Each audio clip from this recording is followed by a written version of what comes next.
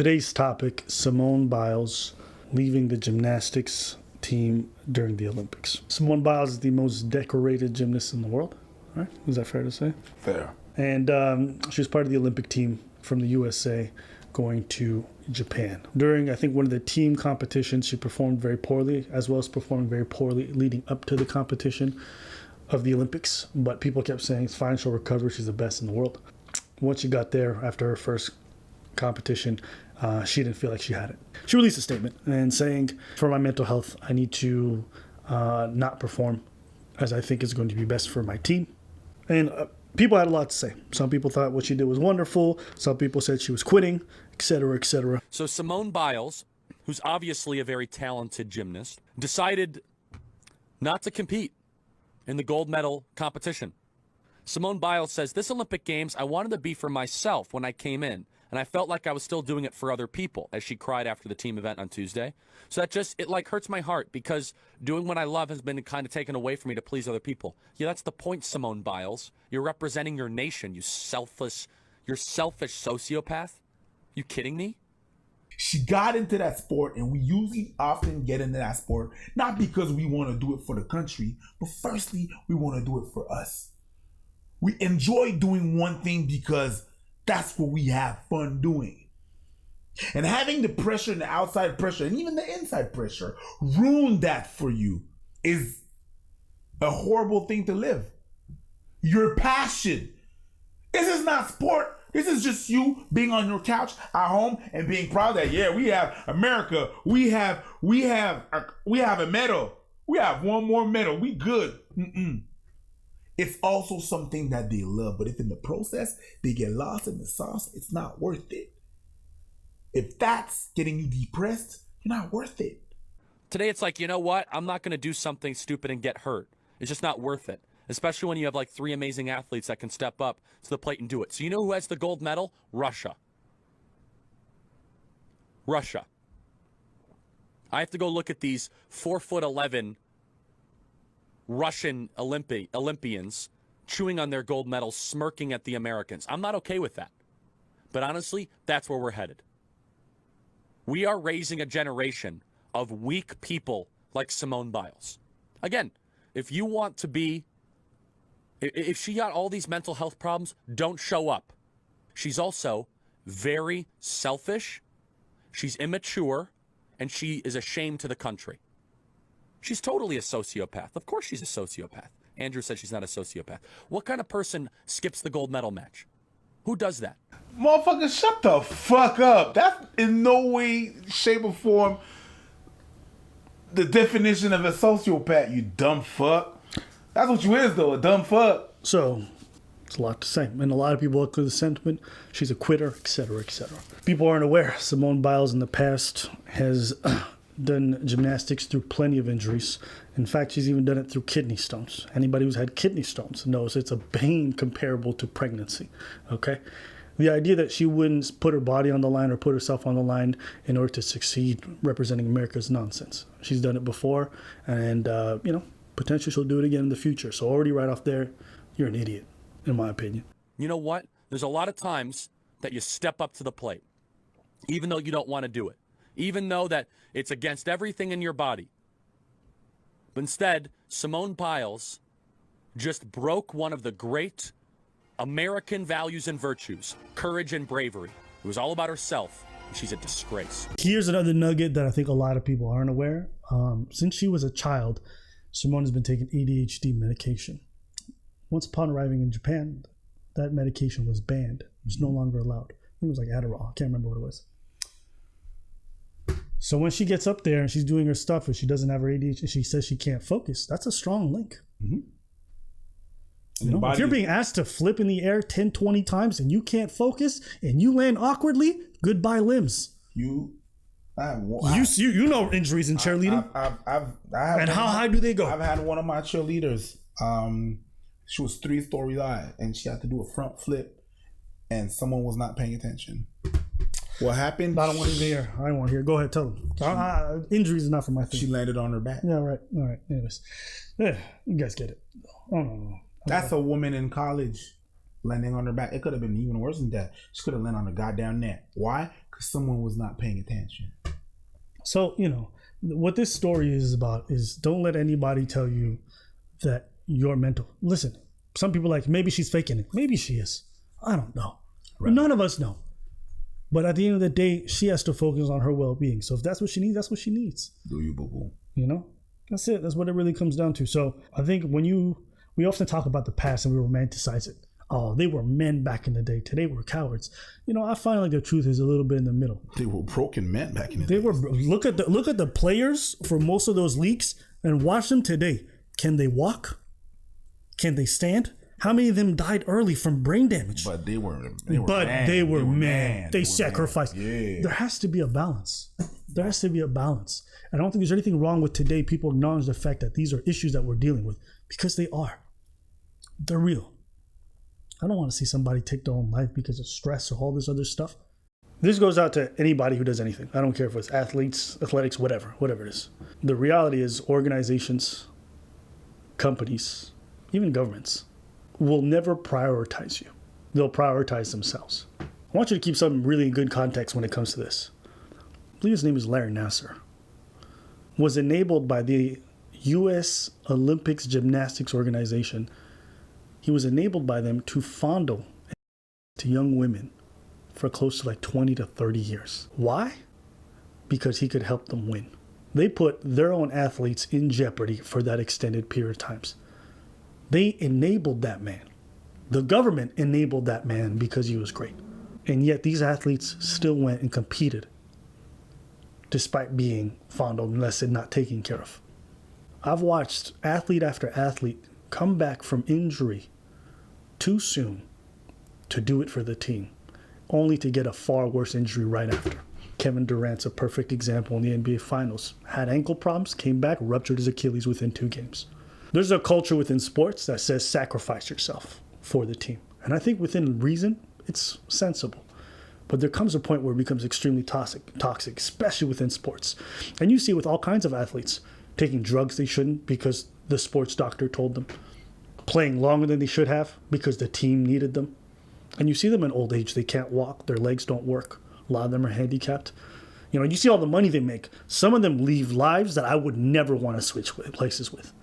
Athletics, this whole like grind culture, sometimes it grinds people's lives to the point that they don't have the ability to live anymore. And so Simone Biles, she does gymnastics of all sports. You're thrown into the air doing flips and kicks and all kinds of dangerous maneuvers if you're not in the right headspace. She herself said, I'd messed up on one of my routines and realized my head wasn't focused. And you expect her to go up there and tough it out, risk her life, potentially break her neck, when she knows she doesn't have the confidence to do any of the stuff that she's being told to do. Of course, it's very easy to sit in your chair and be like, you're representing the country, get up there. But you also have to consider, she gets up there, she fucks up a maneuver, busts her neck. Are you guys going to care about her within a few months? Is anybody going to care?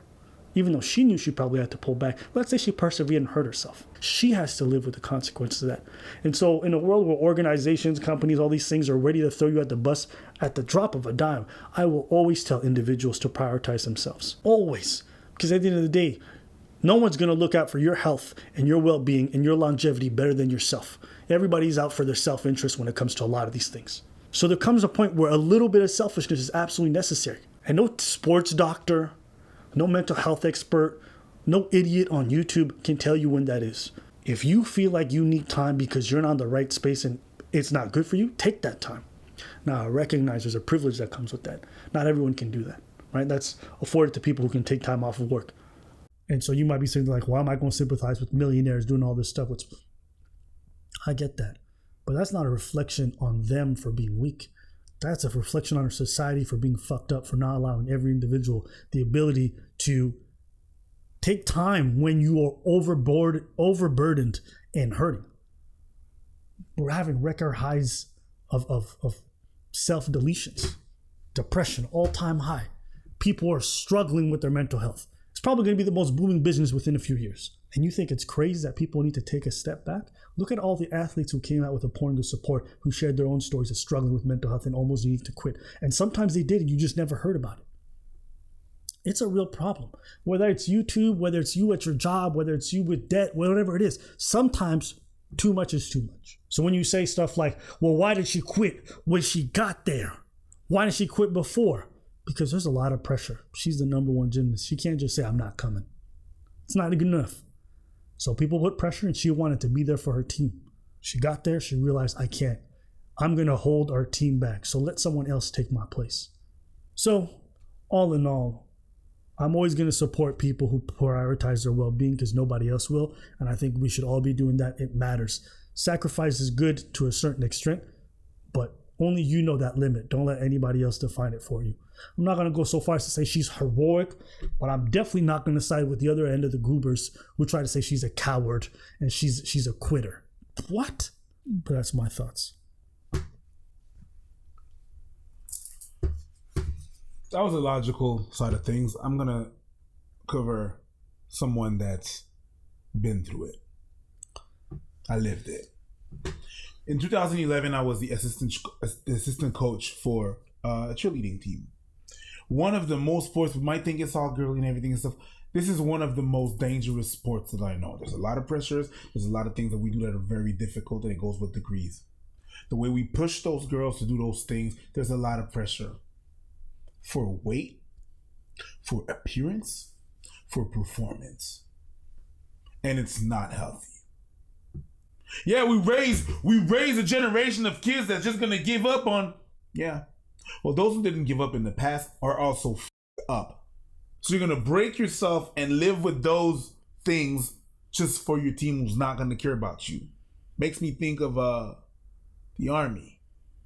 All those vets that are injured and they went to war, they sacrificed their body and their soul. Now they have PTSD and they can barely make a living. Sometimes the brave thing to do is also the dumb thing to do.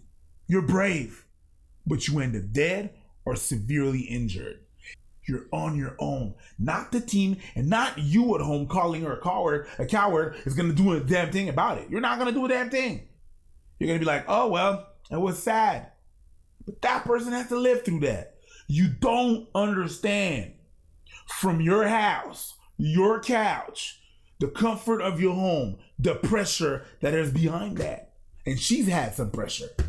So you calling her a coward behind your camera, your microphone, when you don't live that and you don't go through that pressure because you have the patriotism of, oh, I don't want to see Russia like you're in some kind of fucking movie.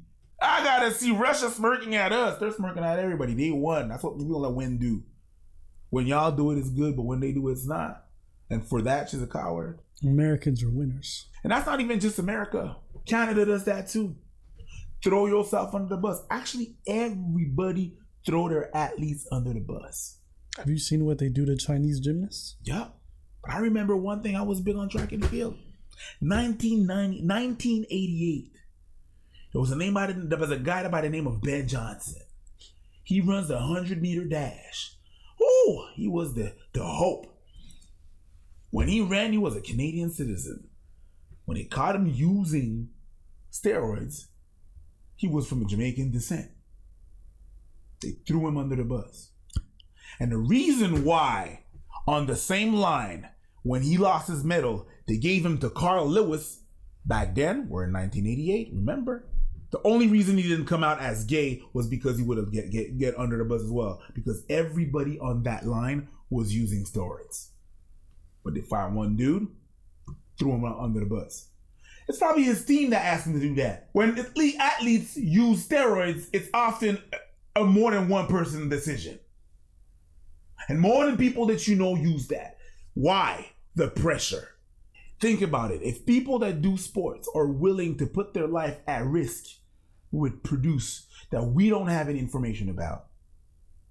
That most of the people that use them die at 42 for your country, but you want to say to yourself, keep on going, you're doing it for the country, you're the problem. I mean, I've taken time. I was getting there. I've taken time. And you didn't tell me when you was coming back. No. I don't want to be a slave to this shit. You understand what I'm saying? I'm not. I don't want you to get lost in the sauce. We're not doing it. If this is not fun no more, we're not doing the pressure. We're not the pressure thing. We've slowed down the videos. We upgraded the pace. We did whatever has to suit us to whatever. We're not gonna. You can't get lost in the sauce. No. And then whenever and it's the same MO as the people going in there. Yo, we need the videos and being entitled. Okay. That's you being entitled to a medal. I'm gonna tell you a personal story. That's actually why I quit the military. I you know what? I never asked. Yeah, that's why I quit. But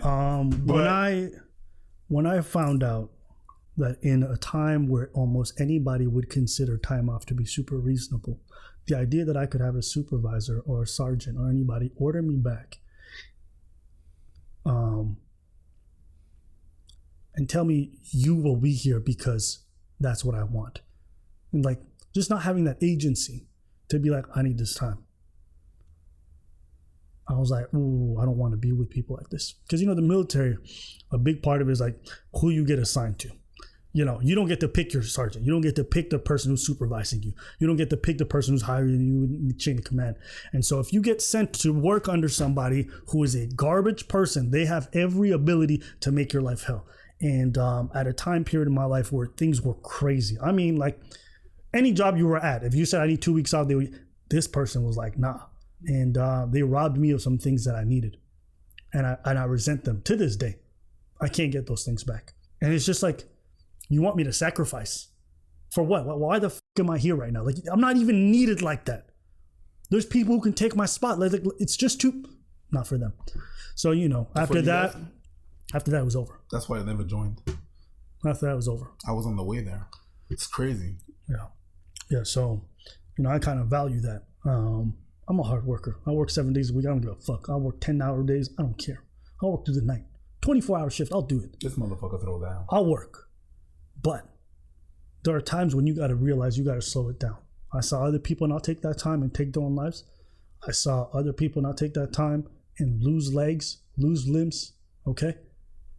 Right? When you're on a job that's dangerous enough, and you're supposed to work with welding equipment and you fall asleep because you've been working too long, it's a problem. It's why truck drivers are not allowed to work for as long as they want. No, but they got to deliver for the country.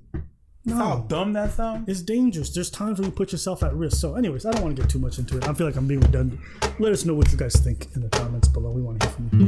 Yo sabré reír, yo sabré llorar, yo sabré entregarte mi cariño. Negra, negra que te quiero, Rosa, negra presuntuosa, mira, que me estoy muriendo, dame vida de tu boca, otra. que me está pisando los talones de la libertad. Negra, Negra que te quiero. They got whole families, but they're dead and they cannot take care of that. The American dream.